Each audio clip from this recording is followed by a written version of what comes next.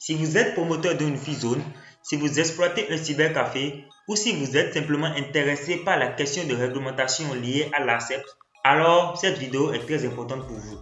Salut à tous et bienvenue dans cette chaîne YouTube dédiée aux actualités de Wi-Fi zone au Bénin. Je suis Gérard Touakeno Ojo, cofondateur de la plateforme WiFPro, une plateforme de gestion automatisée de Wi-Fi zone.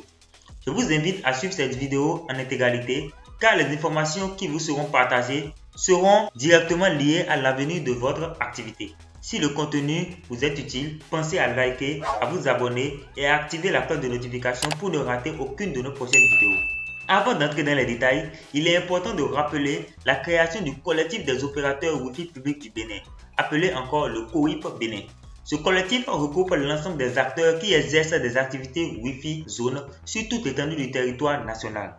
L'objectif du collectif est donc clair: permettre aux opérateurs d'échanger entre eux, structurer les discussions autour de l'activité, relayer officiellement les informations et décisions prises au niveau de l'ARCEP Bénin.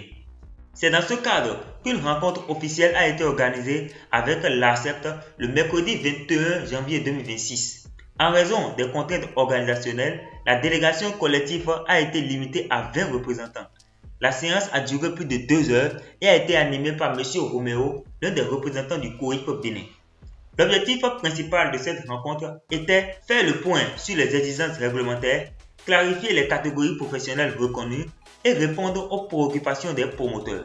Ce qu'il est important de noter dans cette vidéo, c'est que les informations sont strictement issues du compte rendu officiel produit à l'issue de cette rencontre. Cette vidéo est donc un résumé fidèle, sans interprétation personnelle et vise uniquement à informer clairement. L'un des premiers grands points abordés lors de cette rencontre, c'est la catégorisation des acteurs selon l'ARCEP. L'ARCEP a été très catégorique sur ce point.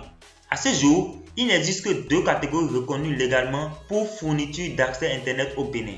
Il s'agit des cybercafés et des fournisseurs d'accès Internet, encore appelés FAI.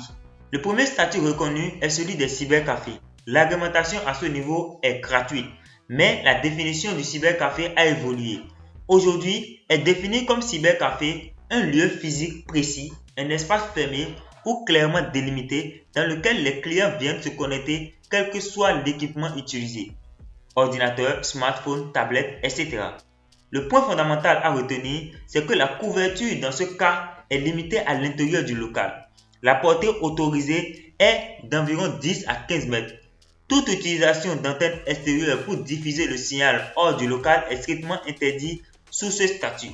La seconde catégorie reconnue, les FAI. Ce statut est beaucoup plus exigeant. Il impose la création d'une société légale constituée de dépôt d'un dossier technique lourd, le paiement de redevances financières importantes et la conformité des exigences techniques élevées. Ce statut est celui des opérateurs télécoms classiques. Le deuxième point abordé lors de cette rencontre est l'interdiction des liaisons pointe-à-pointe. L'ARCEP a rappelé que les liaisons dites pointe-à-pointe, c'est-à-dire les ponts radio entre 2 sites, sont réservées exclusivement aux FAI. Pour les promoteurs de Wi-Fi zone qui ne disposent pas d'une licence FAI, cette pratique est donc considérée comme illégale. C'est un rappel très clair de l'autorité.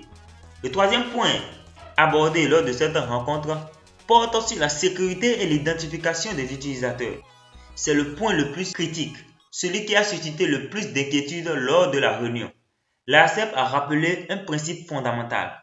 Il faut savoir, en cas de crime commis via la connexion Internet, l'ARCEP rappelle que la responsabilité pénale retombe sur le propriétaire de l'adresse IP si l'utilisateur final n'est pas formellement identifié.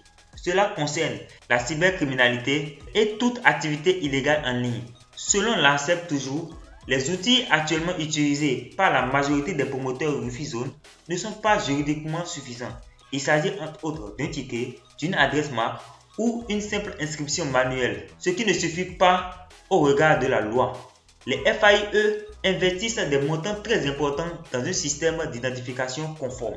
Les demandes alors de la part du collectif COIP ont été formulées.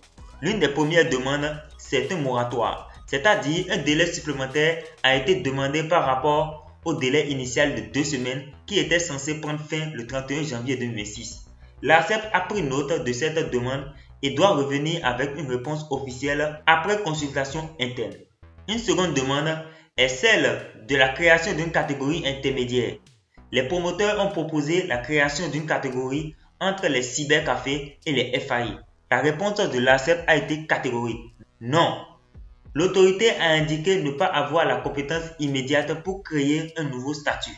Les discussions se sont donc poursuivies entre les promoteurs. Plusieurs pistes ont été évoquées. Rester sous le statut de cybercafé implique de démonter les antennes, ce qui réduit fortement la couverture et la rentabilité. Envisager un partenariat avec un FAI existant qui porterait la responsabilité réglementaire. Réfléchir à la création d'un FAI collectif regroupant les promoteurs pour mutualiser les coûts. Chaque option comporte des contraintes importantes. La conclusion générale. La réunion s'est terminée dans un climat d'urgence et d'inquiétude. Les promoteurs sont invités à, premier point, réfléchir sérieusement à leur mise en conformité. Deuxième point, attendre la réponse officielle sur le moratoire. Et le dernier point, renforcer la structure collective. Tel se résume alors l'ensemble des points abordés tout au long de cette rencontre qui a eu lieu le mercredi 21 janvier 2026. Merci d'avoir suivi cette vidéo jusqu'au bout. Pensez à liker, à vous abonner et à activer la cloche de notification pour ne rater aucune de nos prochaines vidéos.